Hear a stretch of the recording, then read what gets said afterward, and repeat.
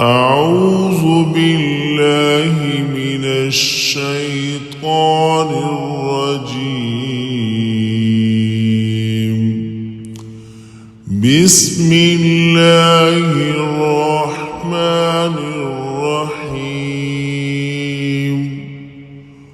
قل أعوذ برب الفلق من شر ما خلق ومن شر غاسق إذا وقب ومن شر